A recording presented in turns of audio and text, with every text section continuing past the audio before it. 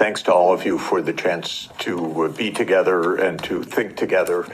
This is indeed a complicated and fast-changing time and a very dangerous one. So we really need clarity of thought. I'm especially interested in our conversation, so I'll try to be as succinct and clear as I can be. I've watched the events very close up in Eastern Europe, the former Soviet Union, Russia, very closely for the last 36 years. I was an advisor to the Polish government in 1989, to President Gorbachev in 1990 and 91, to President Yeltsin in 1991 to 1993, to President Kuchma of Ukraine in 1993-94. I helped introduce the Estonian currency. I helped several countries in former Yugoslavia, especially Slovenia. I've watched the events very close up for 36 years. After the Maidan, I was asked by the new government to come to Kiev, and I was taken around the Maidan, and I learned a lot of things firsthand. I've been in touch with Russian leaders for more than 30 years.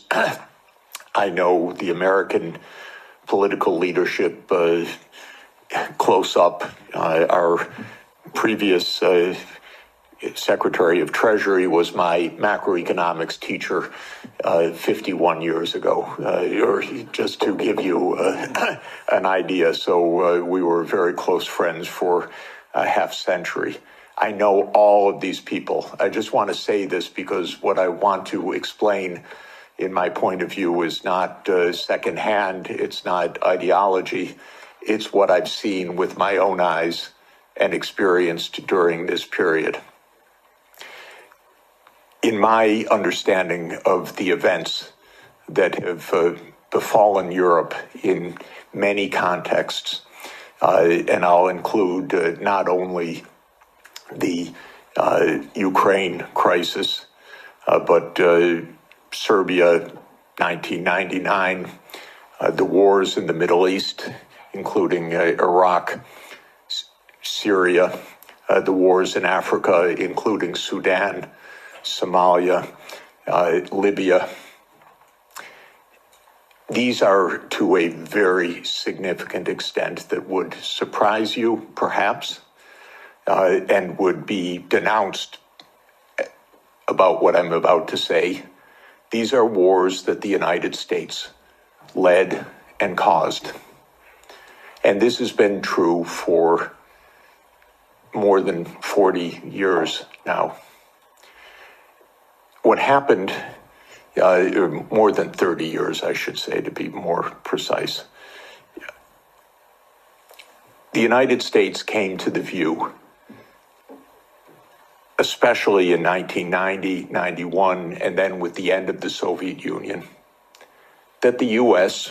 now ran the world, and that the U.S. did not have to heed anybody's views, red lines, concerns, security viewpoints, or any international obligations, or any UN framework. I'm sorry to put it so plainly, but I do want you to understand. I tried very hard in 1991 to get help for Gorbachev, who I think was the greatest statesman of our modern time. I recently read the archived memo of the National Security Council discussion of my proposal, how they completely dismissed it and laughed it off the table when I said that the United States should help the Soviet Union in financial stabilization and in making its reforms. And the memo documents, including some of my former colleagues at Harvard in particular, saying we will do the minimum that we will do to prevent disaster, but the minimum. It's not our job to help. Quite the contrary, it's not our interest to help. When the Soviet Union ended in 1991, the view became even more exaggerated. And I can name chapter and verse, but the view was we run the show. Cheney, Wolfowitz, and many other names that you will have come to know literally believed this is now a U.S. world, and we will do as we want. We will clean up from the former Soviet Union. We will take out any remaining allies. Countries like Iraq, Syria, and so forth will go. And we've been experiencing this foreign policy for now essentially 33 years. Europe has paid a heavy price for this because Europe has not had any foreign policy during this period that I can figure out. No voice, no unity, no clarity, no European interests, only American loyalty. There were moments where there were disagreements and very, I think, wonderful disagreements, especially in the last time of significance was 2003 in the Iraq War, when France and Germany said we don't support the United States going around the UN Security Council for this war. That war, by the way, was directly concocted by Netanyahu and his colleagues in the U.S. Pentagon. I'm not saying that it was a link or mutuality. I'm saying it was a direct war. That was a war carried out for Israel. It was a war that Paul Wolfowitz and Douglas Feith coordinated with Netanyahu. And that was the last time that Europe had a voice. And I spoke with European leaders then, and they were very clear, and it was quite wonderful. Europe lost its voice entirely after that, but especially in 2008. Now, what happened after 1991 to get to 2008 is that the United States decided that unipolarity meant that NATO would enlarge somewhere from Brussels to Vladivostok, step by step. There would be no end to eastward enlargement of NATO. This would be the U.S. unipolar world. If you play the game of Risk as a child, like I did, this is the U.S. idea, to have the peace on every part of the board. Any place without a U.S. military base is an enemy, basically. Neutrality is a dirty word in the U.S. political lexicon. Perhaps the dirtiest word. At least if you're an enemy, we know you're an enemy. If you are neutral, you're subversive. Because then you're really against us, because you're not telling us. You're pretending to be neutral. So this was the mindset, and the decision was taken formally in 1994, when President Clinton signed off on NATO enlargement to the east. You will recall that in February 7th, 1991, Hans-Dietrich Genscher and James Baker III spoke with Gorbachev. Genscher gave a press conference afterwards where he explained, NATO will not move eastward. We will not take advantage of the dissolution of the Warsaw Pact.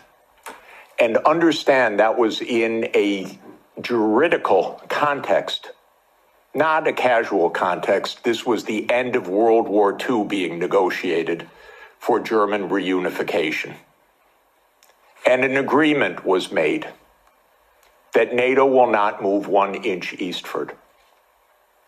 And it was explicit, and it is in countless documents. And just look up National Security Archive of George Washington University, and you can get dozens of documents. It's a website called What Gorbachev Heard About NATO.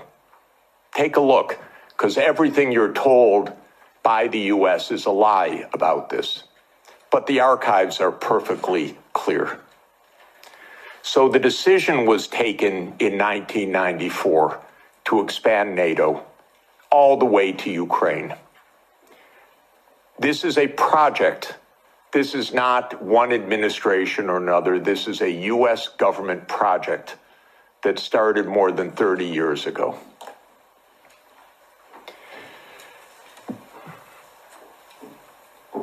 In 1997, Zbigniew Brzezinski wrote The Grand Chessboard.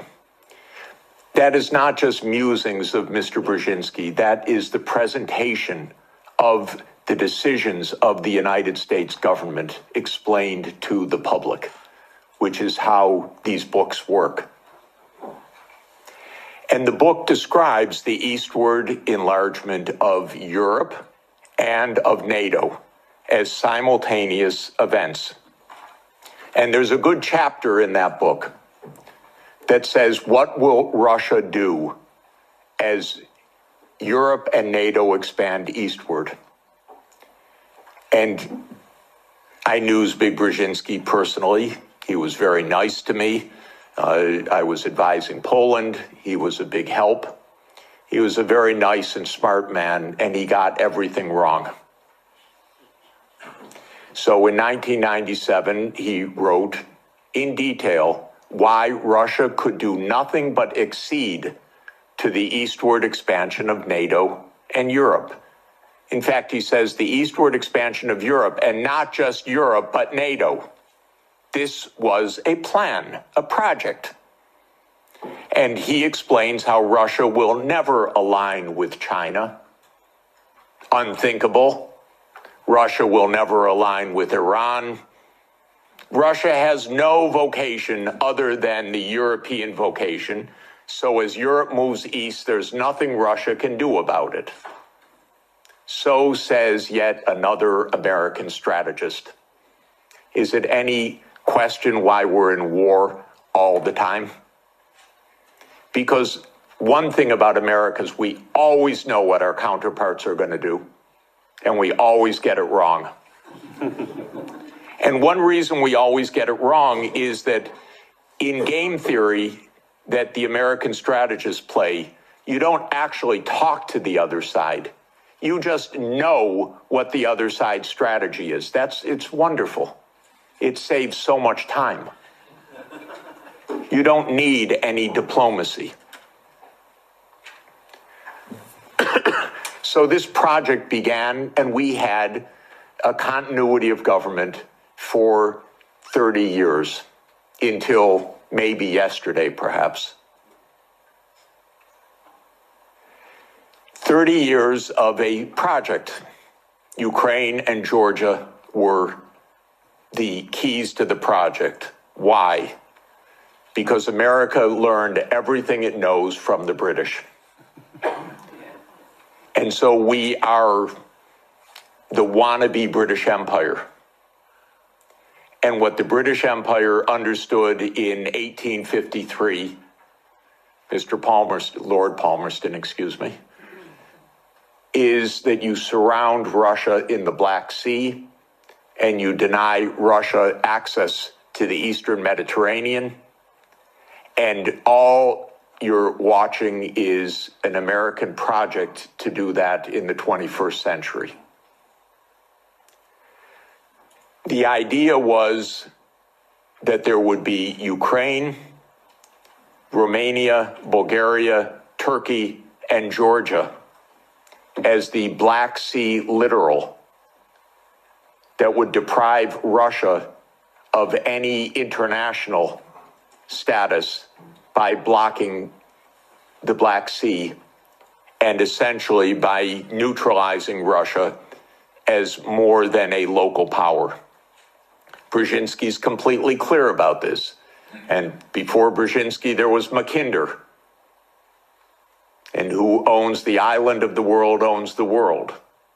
So this project goes back a long time. I think it goes back basically to Palmerston. And again, I've lived through every administration. I've known these presidents. I've known their teams. Nothing changed much from Clinton to Bush to Obama to Trump 1 to Biden. Maybe they got worse step by step. Biden was the worst in my view. Maybe also because he was not compos mentis for the last couple of years. And I say that seriously, not as a snarky remark. The American political system is a system of image. It's a system of media manipulation every day. It is a PR system. And so you could have a president that basically doesn't function and have that in power for 2 years and actually have that president run for re-election. And one damn thing is he had to stand on a stage for 90 minutes by himself. And that was the end of it. Had it not been that mistake, he would have gone on to have his candidacy, whether he was sleeping after 4 p.m. in the afternoon or not. So this is actually the reality. Everybody goes along with it. It's impolite to say anything that I'm saying because we don't speak the truth about almost anything in this world right now. So this project went on from the 1990s, bombing Belgrade 78 straight days in 1999 was part of this project. Splitting apart the country when borders are sacrosanct, aren't they indeed, except for Kosovo? That's fine, because borders are sacrosanct except when America changes them. Sudan was another related project. The South Sudan rebellion. Did that just happen because South Sudanese rebelled? Or can I give you the CIA playbook to please understand as grown-ups what this is about? Military events are costly. They require equipment, training, base camps, intelligence, finance. That comes from big powers. That doesn't come from local insurrections. South Sudan did not defeat North Sudan or Sudan in a tribal battle.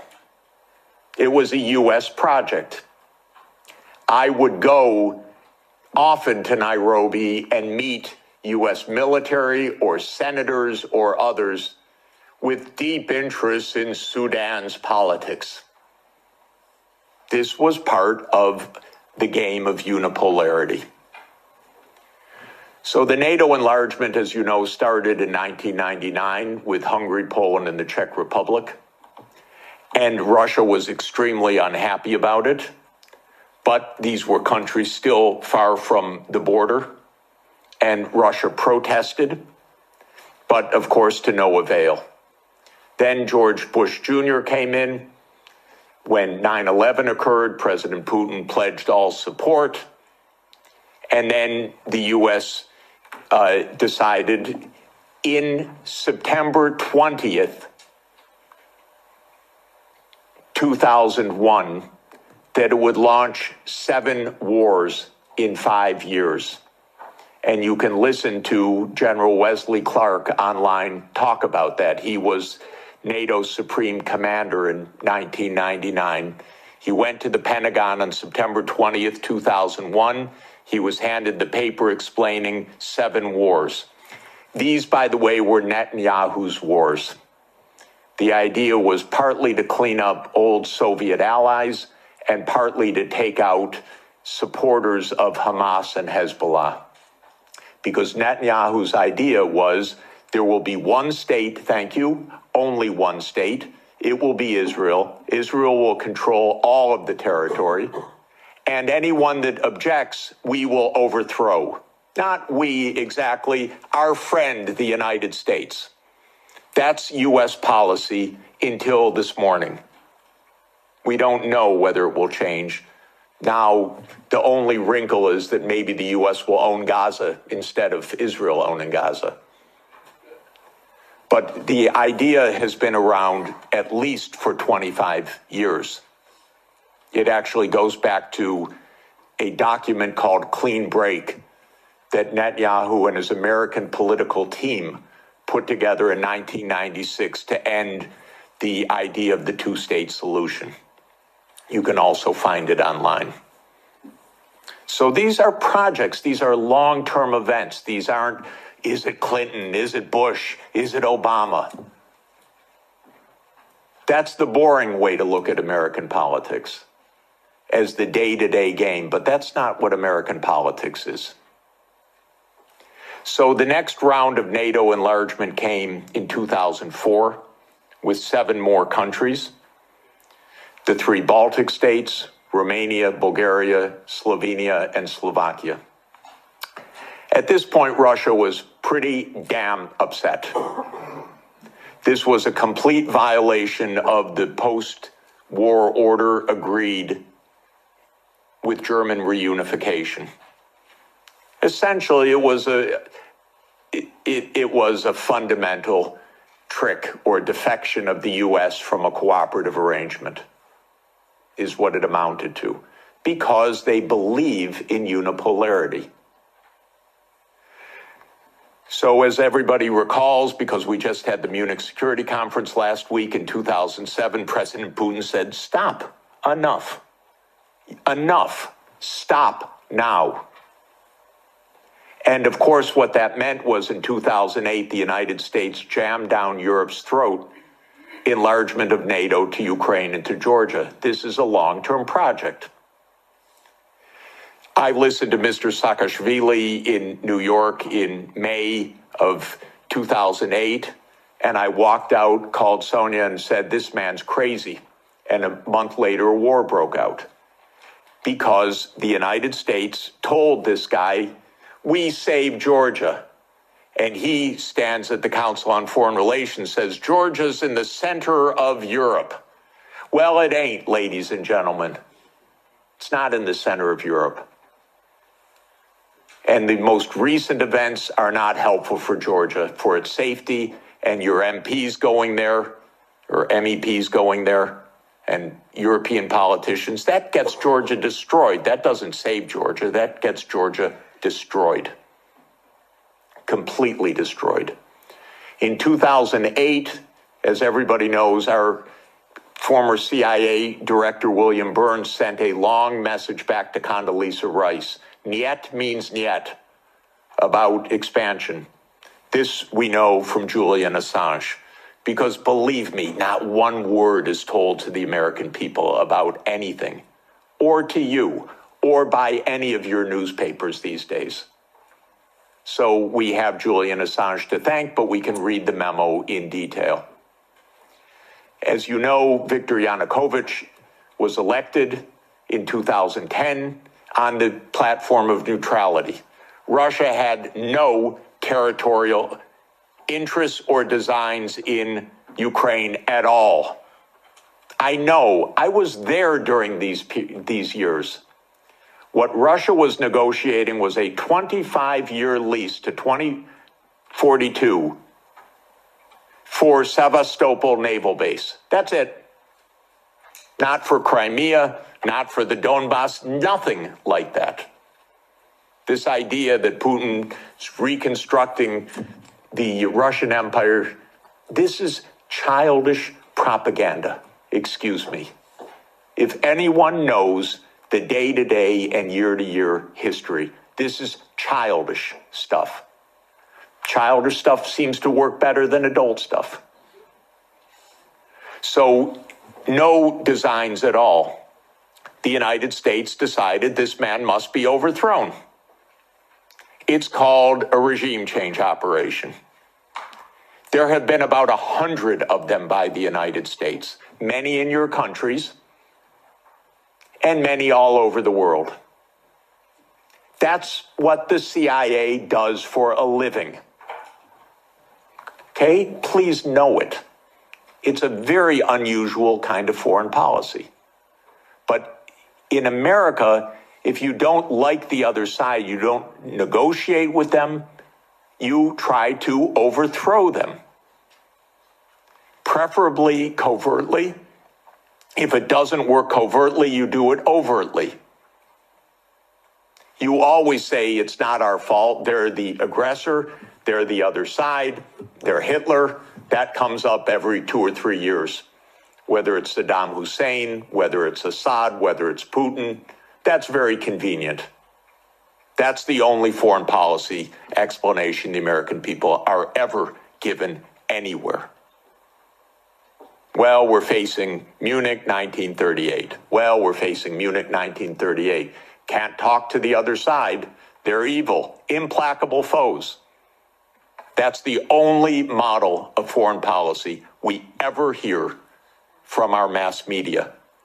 And the mass media repeats it entirely because it's completely suborned by the US government. Now, in 2014, the US worked actively to overthrow Yanukovych. Everybody knows the phone call intercepted by my Columbia University colleague, Victoria Nuland, and the US Ambassador Peter Piot. You don't get better evidence. The Russians intercepted her call and they put it on the internet. Listen to it, it's fascinating. I know all these people. By the way, by doing that, they all got promoted in the Biden administration. That's the job. Now, when the Maidan occurred, I was called immediately. Oh, Professor Sachs, the new Ukrainian prime minister would like to see you to talk about the economic crisis. Because I'm pretty good at that. And so I flew to Kiev and I was walked around the Maidan. And I was told how the US paid the money for all the people around the Maidan. Spontaneous, revolution of dignity. Ladies and gentlemen, please, where do all these media outlets come from? Where does all this organization come from? Where do all these buses come from? Where do all these people called in come from? Are you kidding? This is organized effort. And it's not a secret, except to citizens of Europe and the United States. Everyone else understands it quite clearly. Then came Minsk, and especially Minsk II, which, by the way, was modeled on South Tyrolean autonomy. And the Belgians could have related to Minsk II very well. It said there should be autonomy for the Russian-speaking regions in the east of Ukraine. It was supported unanimously by the UN Security Council. The United States and Ukraine decided it was not to be enforced. Germany and France, which were the guarantors of the Normandy process, let it go. And it was absolutely another direct American unipolar action with Europe, as usual, playing completely useless subsidiary role, even though it was a guarantor of the agreement. Trump won, raised the armaments. There were many thousands of deaths in the shelling by Ukraine in the Donbass. There was no Minsk II agreement. And then Biden came into office. And again, I know all these people. I used to be a member of the Democratic Party. I now am strictly sworn to be a member of no party, because both are the same anyway. And because this is, the Democrats became complete warmongers over time, and there was not one voice about peace, just like most of your parliamentarians, the same way. So at the end of 1991, Putin put on the table a last effort in two security agreement drafts, one with Europe and one with the United States. The U.S. put on the table December 15th, 2021. I had an hour call with Jake Sullivan in the White House begging, Jake, avoid the war. You can avoid the war. All you have to do is say NATO will not enlarge to Ukraine. And he said to me, oh, NATO's not going to enlarge to Ukraine. Don't worry about it. I said, Jake, say it publicly. No, we can't say it publicly. Say, Jake, you're going to have a war over something that isn't even going to happen? He said, don't worry, Jeff, there will be no war. These are not very bright people. I'm telling you, if I can give you my honest view, they're not very bright people. And I've dealt with them for more than 40 years. They talk to themselves. They don't talk to anybody else. They play game theory. In non-cooperative game theory, you don't talk to the other side. You just make your strategy. This is the essence of game theory. It's not negotiation theory. It's not peacemaking theory. It is unilateral, non-cooperative theory, if you know formal game theory. That's what they play. It started at the Rand Corporation. That's what they still play. In 2019, there's a paper by Rand, How Do We Extend Russia? Do you know they wrote a paper, which Biden followed, How Do We Annoy Russia? That's literally the strategy. How do we annoy Russia?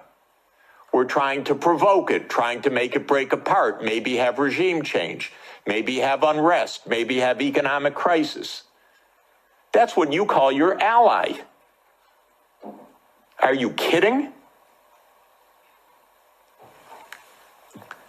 So I had a long and frustrating phone call with Sullivan.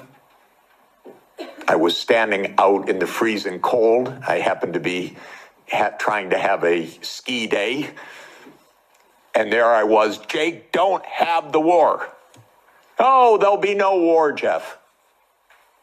We know a lot of what happened the next month, which is that they refused to negotiate. The stupidest idea of NATO is the so-called open door policy. Are you kidding? NATO reserves the right to go where it wants without any neighbor having any say whatsoever. Well, I tell the Mexicans and the Canadians, don't try it. You know, Trump may want to take over Canada. So Canada could say to China, why don't you build a military base in Ontario? I wouldn't advise it. And the United States would not say, well, it's an open door. That's their business. I mean, they can do what they want. That's not our business. But grown-ups in Europe repeat this.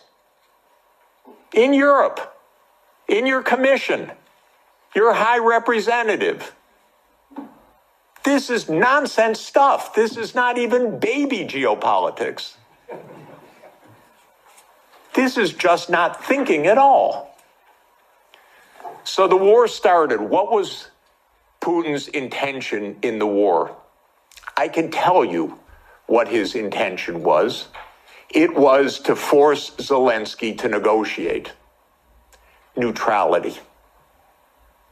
And that happened within 7 days of the start of the invasion. You should understand this, not the propaganda that's written about this. Oh, that they failed and he was going to take over Ukraine. Come on, ladies and gentlemen, understand something basic. The idea was to keep NATO, and what is NATO? It's the United States, off of Russia's border. No more, no less. I should add one very important point. Why are they so interested? First, because if China or Russia decided to have a military base on the Rio Grande or in the Canadian border, not only would the United States freak out, we'd have war within about 10 minutes, but because the United States unilaterally abandoned the anti-ballistic missile treaty in 2002 and ended the nuclear arms control framework by doing so. And this is extremely important to understand. The nuclear arms control framework is based on trying to block a first strike. The ABM treaty was a critical component of that. The U.S. unilaterally walked out of the ABM treaty in 2002. It blew a Russian gasket. So everything I've been describing is in the context of the destruction of the nuclear framework as well. And starting in 2010, the U.S. put in Aegis missile systems in Poland and then in Romania. And Russia doesn't like that. And one of the issues on the table in December and January, December 2021, January 2022, was, does the United States claim the right to put missile systems in Ukraine?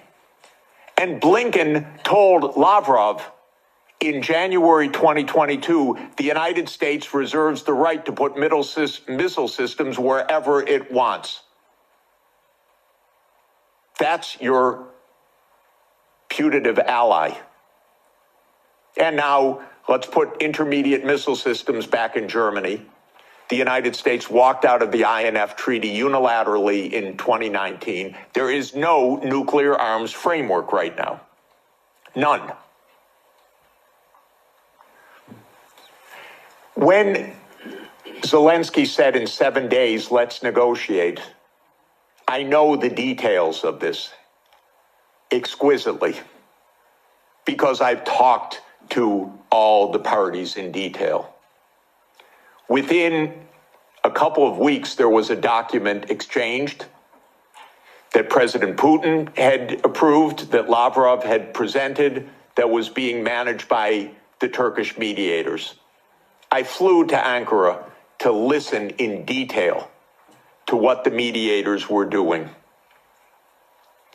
Ukraine walked away unilaterally from a near agreement. Why? Because the United States told them to. Because the UK added icing to the cake by having Bojo go in early April to Ukraine and explain. And he has recently, and if your security is in the hands of Boris Johnson, God help us all. Keith Starmer turns out to be even worse.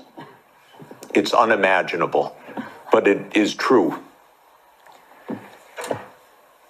Boris Johnson has explained, and you can look it up on the website, that what's at stake here is Western hegemony. Not Ukraine, Western hegemony.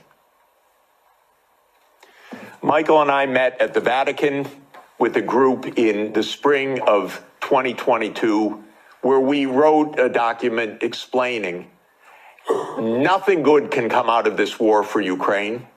Negotiate now, because anything that takes time will mean massive amounts of deaths, risk of nuclear escalation, and likely loss of the war.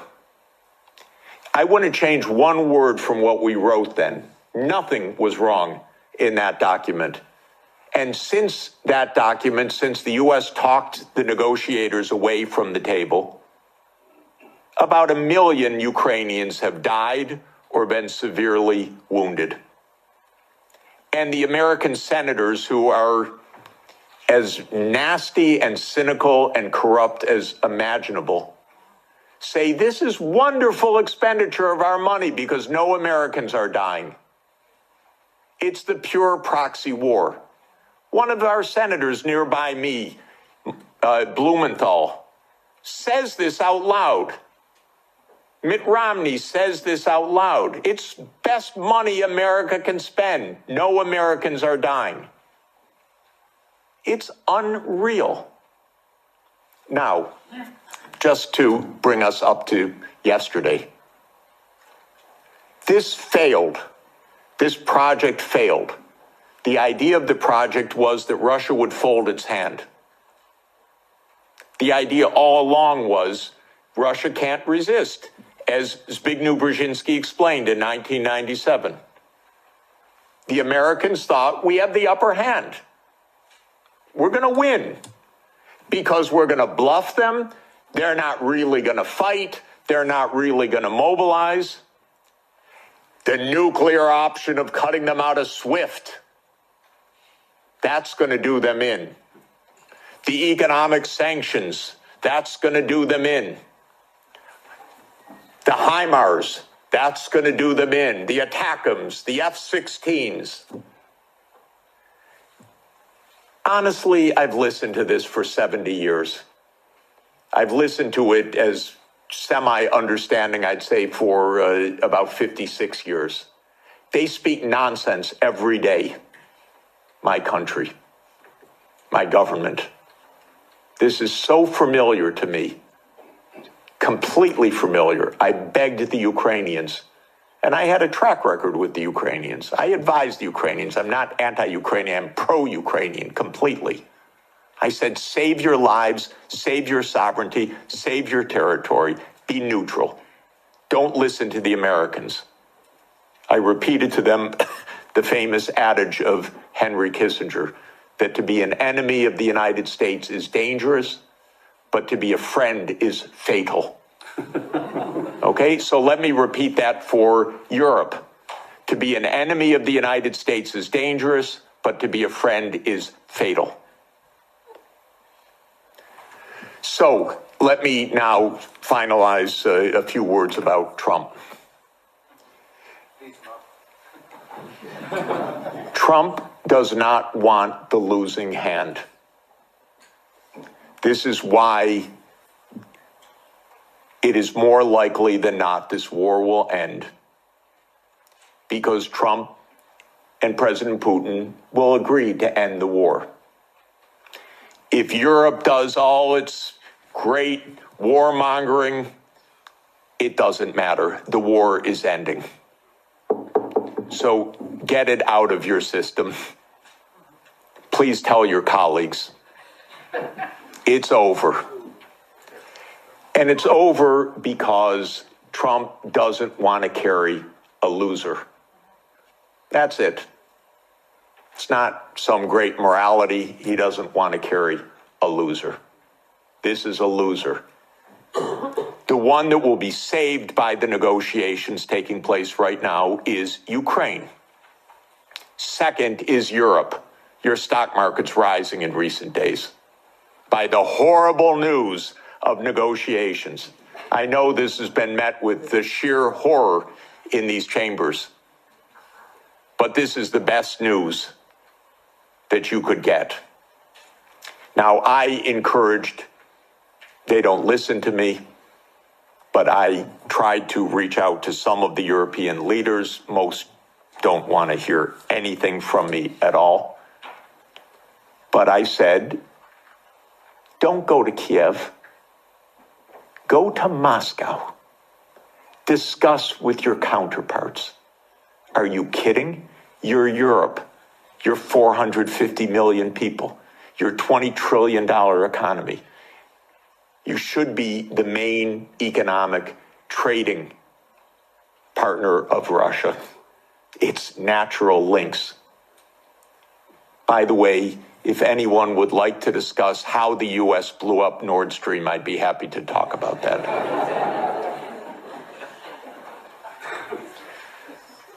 So the Trump administration is imperialist at heart. It is great powers dominate the world. It is we will do what we want when we can. We will be better than a senescent Biden. and we'll cut our losses where we have to. There are several war zones in the world, the Middle East being another. We don't know what will happen with that. Again, if Europe had a proper policy, you could stop that war. I'll explain how. But war with China is also a possibility.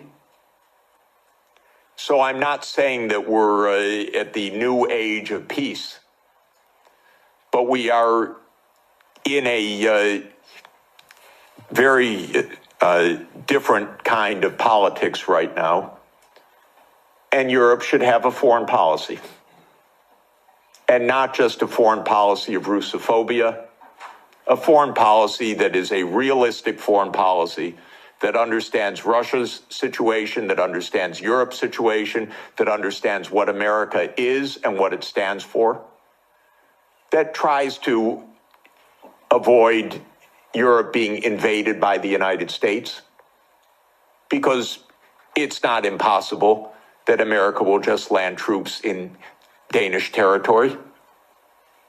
I'm not joking. And I don't think they're joking. And Europe needs a foreign policy, a real one.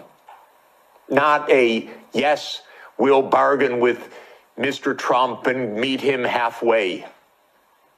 You know what that will be like? Give me a call afterwards. Please don't have American officials as head of Europe. Have European officials. Please. Have a European foreign policy. You're going to be living with Russia for a long time, so please negotiate with Russia. There are real security issues on the table, but the bombast and the Russophobia is not serving your security at all. It's not serving Ukraine's security at all. It contributed to 1 million casualties in Ukraine from this idiotic American adventure that you signed on to and then became the lead cheerleaders of. Solves nothing. On the Middle East, by the way, the U.S. completely handed over foreign policy to Netanyahu 30 years ago. The Israel lobby dominates American politics. Just have no doubt about it. I could explain for hours how it works. It's very dangerous. I'm hoping that Trump will not destroy his administration and worse, the Palestinian people, because of Netanyahu, who I regard as a war criminal, properly indicted by the ICC, and that needs to be told no more, that there will be a state of Palestine on the borders of the 4th of June, 1967, according to international law, as the only way for peace. It's the only way for Europe to have peace on your borders with the Middle East, is the two-state solution.